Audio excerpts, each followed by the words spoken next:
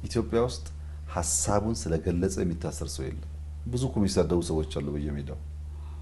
በዛ የሚታሰር ሰው የለም። ሰው የሚታሰረው እቅድ አውጥቶ ተደራጅቶ ፋይናንስ ፈልጎ ተንቀሳቅሶ 4 ኪሎ በኃይል ገባለው ሲል ከህገ መንግስት ከህግ ውጭ ስለሆነ ይጠየቃል። እሱ ጋዜጠኛ ይሁን አክቲቪስት ይሁን ፕሮፌሰር ይሁን ህግ አክብሮ እስካልተንቀሳቀሰ ይጠየቃል።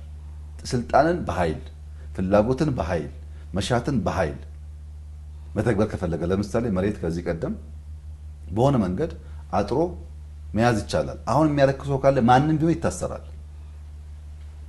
እናውቃለን። መሬቶቻችንን በህግ ይጠይቃል እንጂ ማጠር አይችልም።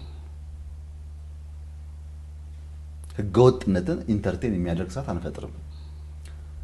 ጋዜጠኝነት ወይም ፖለቲከኝነት ፓሽን ነው። እናንተ ጋዜጠኛ የሆናችሁት ውስጣችሁ ስላለ ነው፣ ስለምትፈልጉት ነው እንጂ ጋዜጠኛ ሆኜ እንደፈለኩ ሳደብና ስጠየቅ ጋዜጠኛ እኮ ነኝ እላለሁ ብላችሁ አይደለም። ፖለቲከኝነት ፓሽን ነው። ህዝብ የማገልገል የህዝብን ኑሮ ማሻሻል የመቀየር ፓሽን ነው። ፖለቲከኛ ስለሆንኩ እንዳሻኝ አይባልም። በህግና ስርዓት ውስጥ ሎ ኤንድ ኦርደር የሌለው ማንኛውም ነገር ጥፋት ነው።